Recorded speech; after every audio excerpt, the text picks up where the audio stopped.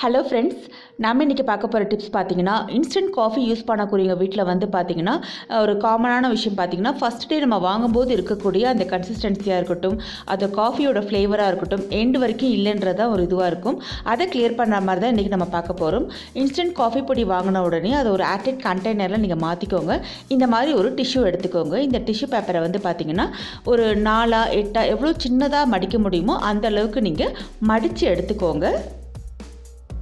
விருப்பப்பட்டால் இது கூட ஒரு 2 அரிசியை சேர்த்து வச்சு உள்ளே மடித்து வைக்கலாம். அப்படி இல்லைன்னா நார்மல் டிஷ்யூ பேப்பரை இந்த மாதிரி எவ்வளோ சின்னதாக மடிக்க முடியுமோ அந்த மாதிரி மடித்து எடுத்துக்கோங்க. மடித்து எடுத்துகிட்டு அந்த காஃபி பொடி டப்பா இருக்கு இல்லையா, அதில் ஒரு ஓரமாக இதை எடுத்து வச்சுருங்க.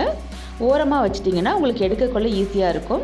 அவ்வளோதான் ஃப்ரெண்ட்ஸ், நீங்கள் நல்லா மூடி வச்சிடலாம். எப்போ காஃபி போடுறோமோ அந்த இடத்துல கொஞ்சம் தள்ளிட்டு காஃபி பொடியை மட்டும் நீங்கள் எடுத்து யூஸ் பண்ணிக்கலாம். இது பார்த்தீங்கன்னா ஃபர்ஸ்ட்டு நீங்கள் வைக்கிற மாதிரியே அந்த கடைசி நாள் வரைக்கும் அதோட ஃப்ளேவராக இருக்கட்டும், அதோட டெக்ஸ்டராக இருக்கட்டும், கட்டித்தன்மை இல்லாமல் கரெக்டாக இருக்கும். உங்களுக்கு அந்த கன்சிஸ்டன்சியும் நீட்டாக இருக்கும்.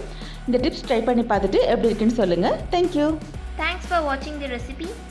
Like, share and subscribe the KrishVas kitchen.